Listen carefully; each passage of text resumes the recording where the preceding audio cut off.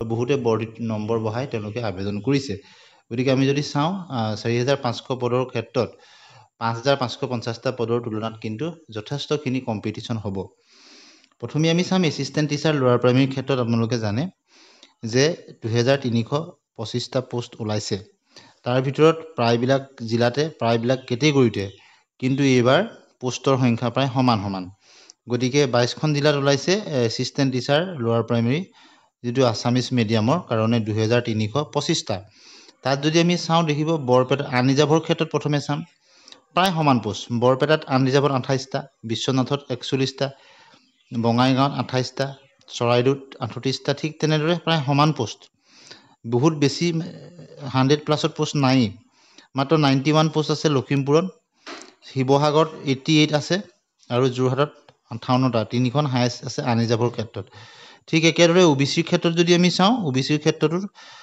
সমান সমান পোষ্ট প্ৰায়বিলাক জিলাতে 26টা 18টা 10টা এনেকৈ বৰপেটাত 26টা বিশ্বনাথত 18টা গতিকে এইবাৰ কাট অফৰ বিশ্লেষণ কৰাটো কিন্তু ইমান সহজ নহ'ব কিয়নো সমান সংখ্যক পোষ্ট প্ৰায়বিলাক কেটেগৰী টি টাইপছৰ ক্ষেত্ৰতো তেনেকৈ পোষ্টৰ সংখ্যাবিলাক 5550টা পদৰ তুলনাত যথেষ্ট জিলা ভিত্তিক সমান সমান পোষ্ট আছে একেখন জিলাতে বহুত বেছি নাই গতিকে ইয়াত কিছু টাফ কম্পিটিশ্যন হ'ব আৰু লগতে আপোনালোকক কৈছোৱেই যে নম্বৰ বৃদ্ধি কৰিছে কেইবাটাও চিটেড হৈ গৈছে যেটো 2023 চনৰ ডিসেম্বৰতে 5550টা পদৰ আবেদন হৈছিল তাৰপিছত আপোনাৰ 24 চনটোত দুটা তাৰপিছত 25ৰো আপোনালোকে নিশ্চয় গম পাইছে তাৰ আগৰো বহুখিনি এনআইএছত থকা প্ৰাৰ্থী গতিকে 24ৰ দুটা চিটেড আপোনালোকে ইয়াত নতুনকৈ যিসকলে নম্বৰ বৃদ্ধি কৰিছে তেওঁলোকে পাইছে নিশ্চয় আৰু লগতে আগৰো নম্বৰ বৃদ্ধি হৈ থকা বহু প্ৰাৰ্থী এনআইএছৰখিনিও আবেদন কৰিছে গতিকে এপ্লিকেণ্ট বহুত বেছি হ'ব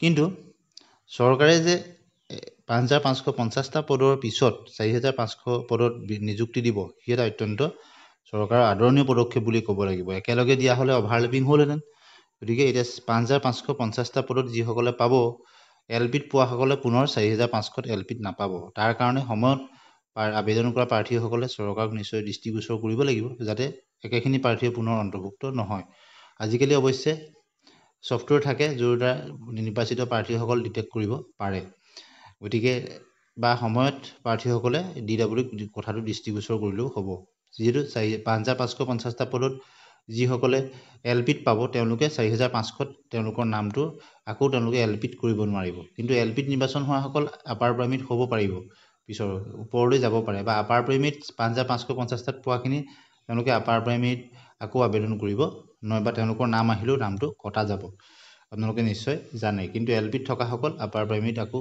এপ্লাই কৰি যাব পাৰে কথাটো আপোনালোকে নিশ্চয় বুজি পালে ঠিক একেদৰে যিখিনি এছআৰডি দ্বাৰা স্পেচিয়েল ৰিক্ৰুটমেণ্ট ড্ৰাইভৰ দ্বাৰা যি এছএছচি কণ্টেক্সুৱেল টিচাৰসকল আৰু ষ্টেট পুলৰ কণ্টেক্সুৱেল টিচাৰসকলক যিহেতু নিয়মীয়াকৰণ কৰা হ'ল তেওঁলোকে নিজৰ জিলাতেই পালে আৰু তেওঁলোকৰ এতিয়া মিউচুৱেল ট্ৰেন্সফাৰৰ ক্ষেত্ৰতো বহুখিনি সুবিধা দিছে এছঅ'পি নতুনকৈ হৈছে গতিকে তেওঁলোকক পূৰ্বৰ যিখিনি সময়সীমা 10 বছৰ বা তাতকৈ বেছি কৰিলে তেওঁলোকৰ মিউচুৱেল ট্ৰেন্সফাৰৰ ক্ষেত্ৰতো সেইখিনি প্ৰযোজ্য হ'ব সময়খিনি সেই অভিজ্ঞতাখিনি তেওঁলোকৰ কাউণ্ট হ'ব নিজৰ জিলালৈ আহিব পাৰিব গতিকে তেওঁলোকে পুনৰ কোনোবাই যদিও ইয়াত আবেদন কৰিছে তেওঁলোকে কিন্তু এলপিত থকাখিনি এলপিত পুনৰ আবেদন নকৰে আপাৰ প্ৰাইমেৰীত নিশ্চয় কৰিব পাৰিব আপোনালোকে নিশ্চয় বুজি পাইছে গতিকে সেইখিনি বস্তু কমি যাব আৰু এলপিৰ ক্ষেত্ৰত বিশেষতঃ বিএড প্ৰাৰ্থীখিনিও নাই তথাপিতো কিন্তু 5500ৰ তুলনাত ইয়াত কম্পিটিশ্যনটো যথেষ্ট বাঢ়ি যোৱাৰ দুটাই প্ৰধান কাৰণ বুলি মই ভাবোঁ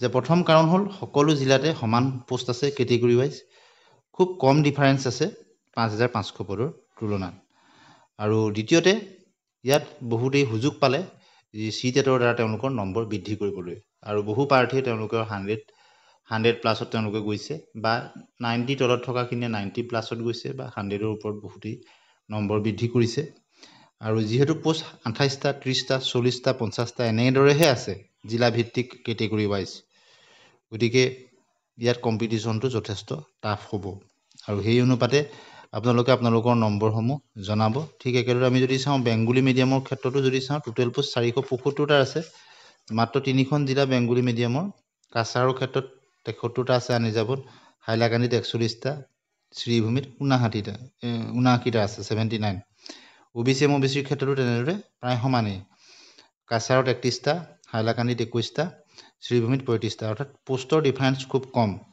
টি টাইপছৰ ক্ষেত্ৰতো তেনেকৈ 12টা 10টা 13টা এনেদৰে আছে গতিকে একেদৰে যদি আমি চাওঁ বড়ো মিডিয়ামৰ ক্ষেত্ৰতো কেৱল ST প্লেইনছৰ পোষ্ট আছে 55টা গতিকে অন্য কেটেগৰী আৰু নাই গতিকে ST প্লেইনছ তেওঁলোকৰ মাজতে কম্পিটিশ্যন হ'ব LPৰ ক্ষেত্ৰত এছিষ্টেণ্ট টিচাৰ LPছত ঠিক একেদৰে গাৰো মিডিয়ামৰ ক্ষেত্ৰতো ST প্লেইনছতে 36টা পোষ্ট আছে বড়ো মিডিয়ামত 55টা আছে আৰু HMAR মিডিয়াম মত এছিষ্টেণ্ট টিচাৰ ST হিলছৰ মাত্ৰ 2টা পোষ্ট আছে ঠিক একেদৰে মণিপুৰী মাধ্যমত যদি চাওঁ আমি টোটেল 7টা পোষ্ট আছে আৰু আটাইকেইটা পোষ্ট OBC MOBCৰ ক্ষেত্ৰত তেওঁলোক আনৰ লগত কম্পিটিশ্যনটো নহয় এতিয়া আমি যদি চাওঁ আপাৰ প্ৰাইমেৰীৰ ক্ষেত্ৰতো আপোনালোকৰ নম্বৰসমূহ নিশ্চয় জনাব আপাৰ প্ৰাইমেৰীৰ ক্ষেত্ৰতো আপোনালোকে যদি চাই এছিষ্টেণ্ট টিচাৰ আপাৰ প্ৰাইমেৰীত আছামিজ মিডিয়ামত যদি আমি চাওঁ মাত্ৰ 616টা পোষ্ট আছে 23খন জিলা আন ৰিজাৰ্ভৰ ক্ষেত্ৰতো পোষ্টৰ সংখ্যা একদম কম আছে বৰপেটাত 12টা বিশ্বনাথত 10টা বঙাইগাঁৱত 22টা গোলাঘাটত 24টা লখিমপুৰত 31টা শিৱসাগৰত 21টা অৰ্থাৎ পোষ্ট একেবাৰে কম মুঠ 338টা অৰ্থাৎ সকলো জিলাতে প্ৰায় সমান ডিফাৰেন্স এখন জিলাৰ পৰা আন এখন জিলাৰ মাজত ডিফাৰেন্সটো খুব কম গতিকে প্ৰায়বিলাক জিলাতে কাট অফ সমান হ'ব আৰু কাট অফ যথেষ্ট বাঢ়িব বুলি আমি ক'ব পাৰোঁ কিয়নো পোষ্টৰ সংখ্যাই কম গতিকে আটাইতকৈ বেছি নম্বৰ থকা সকলোৱে পাব OBC MOBCৰ ক্ষেত্ৰত আপোনালোকে ছিংগুল ডিজিটত আছে গতিকে এছিষ্টেণ্ট টিচাৰ আপাৰ প্ৰাইমেৰীৰ ক্ষেত্ৰত আপোনালোকে যথেষ্ট টাফ কম্পিটিশ্যন হ'ব আন ৰিজাৰ্ভৰ ক্ষেত্ৰতো হ'ব ইয়াত ছিংগুল ডিজিট 3টা 2টা 3টা 3টা 4টা 3টা মেক্সিমাম 4টা আছে লখিমপুৰ জিলাত আপোনালোকে দেখিছে 5টা আছে নলবাৰী জিলাত 4টা 5টা এনেধৰণৰ পোষ্ট 4টা আকৌ আছে হোজাইত বাকী 3টা 2টা 4টা ধেমাজিত 4টা এনেকৈ আছে টি টাইপছৰ ক্ষেত্ৰতো 2টা আৰু 1টাৰ মাজত আছে ডিজিট মুঠ 35টা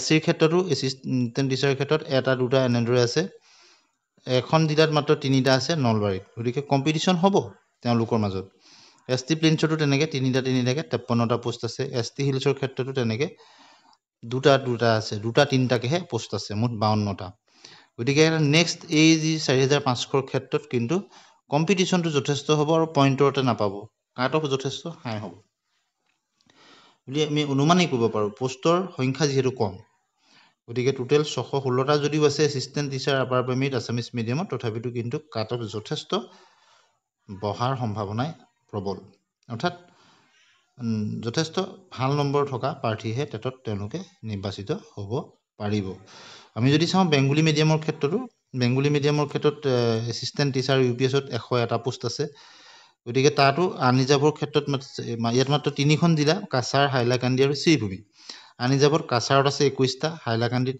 11টা শ্ৰীভূমিত 20টা অৰ্থাৎ শ্ৰীভূমি আৰু কাছাৰৰ মাজত 1টা পোষ্টৰ ডিফাৰেন্স হাইলাকান্দিত 11টা আছে 10টা পোষ্টৰ 9টা আৰু 10টা পোষ্টৰ ডিফাৰেন্স গতিকে মুঠ 52টা পোষ্ট ইয়াতো একে ধৰণৰ হ'ব কাট অফ 5500ৰ তুলনাত যথেষ্ট বাঢ়িব OBC MOBCৰ ক্ষেত্ৰতো টোটেল মাত্ৰ বেংগলী মিডিয়ামত 12টা পোষ্ট আছে 5টা আৰু 2টা শ্ৰীভূমিত মাত্ৰ 2টা কাছাৰ আৰু হাইলাকান্দিত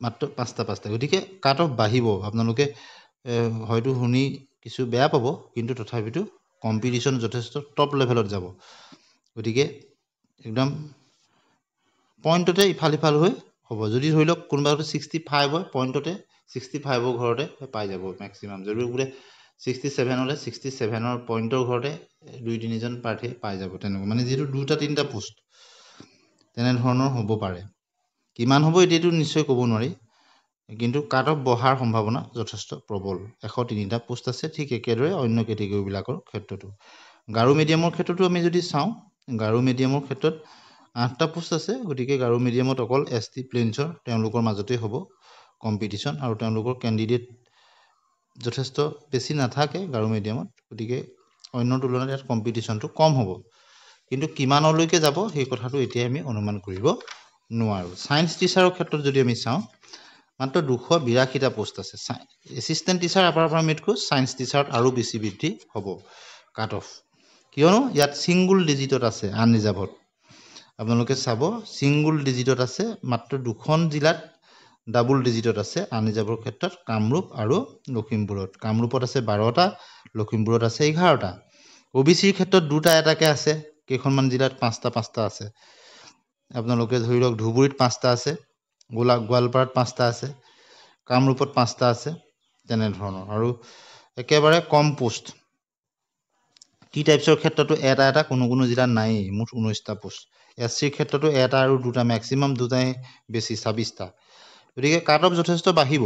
ST প্লেইনছৰ ক্ষেত্ৰতো 30টা পোষ্ট আছে, এটা 2টা এনে এটা 2টা পোষ্টত আপুনি কাট অফৰ বিশ্লেষণ কৰিব নোৱাৰে, তথাপিতো আপোনালোকে নম্বৰখিনি জনাব আপোনালোকৰ।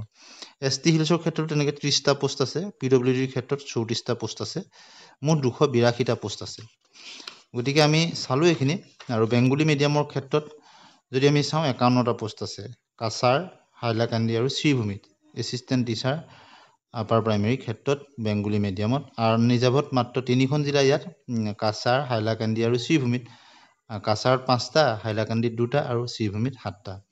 OBC, গতিকে ইয়াত কাট অফ যথেষ্ট হাই হ'ব।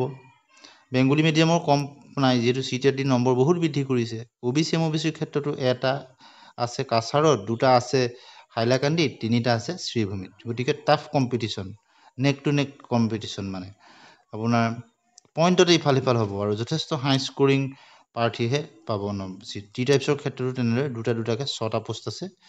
অৱশ্যে OBCৰ তুলনাত টি টাইপছত বা আন ৰিজাৰ্ভৰ তুলনাত ইয়াত কম হ'ব, তথাপিতো পোষ্টৰ সংখ্যা কম। 5500 তুলনাৰ লগত ইয়াত বহুত বেছি হ'ব। ইয়াত টি টাইপছতো SCৰ ক্ষেত্ৰতো 1টা, 2টা আৰু 1টা আছে।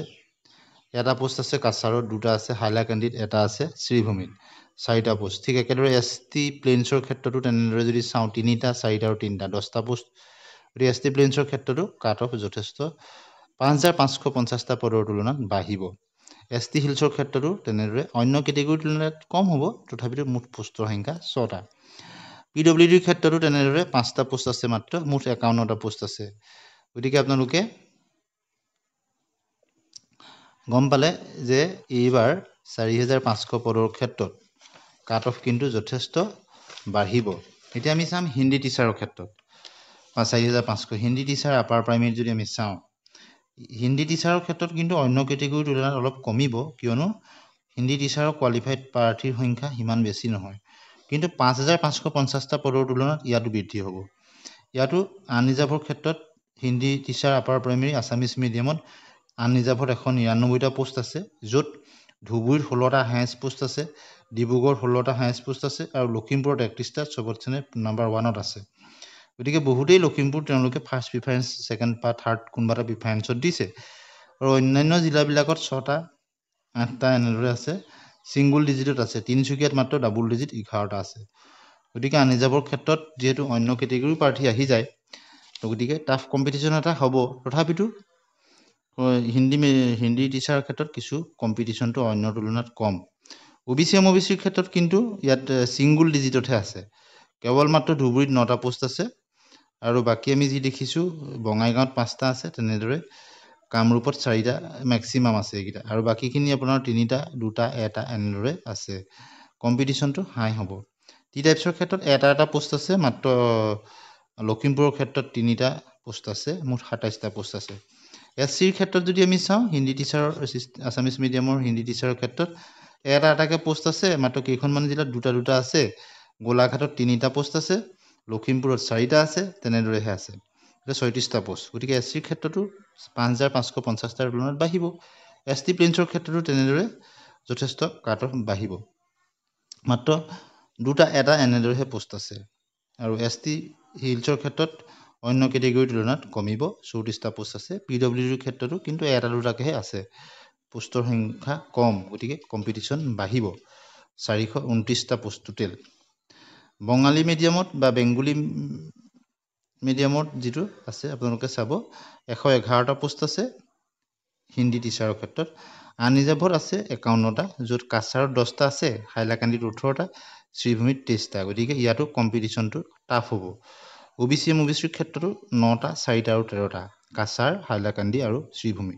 ইয়াতো 5500ৰ তুলনাত আমি বৃদ্ধি হ'ব বুলি ক'ব পাৰোঁ, যথেষ্ট বাঢ়িব। টি টাইপছৰ ক্ষেত্ৰতো 1টা, 1টা আৰু 2টা, মুঠ 4টা পোষ্ট। SCৰ ক্ষেত্ৰত 1টা, 3টা আৰু 4টা, মুঠ 8টা পোষ্ট। ST প্লেইনছৰ ক্ষেত্ৰতো তেনেকৈ 3টা 3টা আৰু 4টা মুঠ 10টা পোষ্ট। ST হিলছৰ ক্ষেত্ৰত 2টা 2টা 3টা মুঠ 7টা পোষ্ট। PWDৰ ক্ষেত্ৰত মুঠ 5টা মুঠ 111টা পোষ্ট। গতিকে আপোনালোকলৈ এটা অনুৰোধ, আপোনালোকে আপোনালোকৰ এপ্লাই কৰা নম্বৰ জনাব, জিলা জনাব আৰু আপোনালোকৰ মিডিয়াম জনাব আৰু কোন কেটেগৰীত কৰিছে আপোনালোকে জনাব। LP, Assamese medium, UP, Assamese medium, Bengali medium, য'তে নহওক আপোনালোকে জনাব। পৰৱৰ্তী সময়ত আপোনালোকৰ যদি তথ্যখিনি আমি পাওঁ তেতিয়াহ'লে তথ্যভিত্তিক কিছু বিশ্লেষণ আমি দিব পাৰিম। গতিকে আজি আমি সামগ্ৰিকভাৱেহে কিছু কথা আপোনালোকক ক'লোঁ আৰু বহুতেই কাট অফ বাঢ়িব বুলি ক'লে তেওঁলোকে মনত দুখ পায়, কিন্তু আমি নিৰপেক্ষভাৱে কথাটো কৈছোঁ। আপুনি আমাৰ এই ভিডিঅ'ৰ মতামতৰ লগত আপোনালোকে কি ভাবে বা ইয়াৰ লগত কিবা সংযোজন হ'ব নেকি?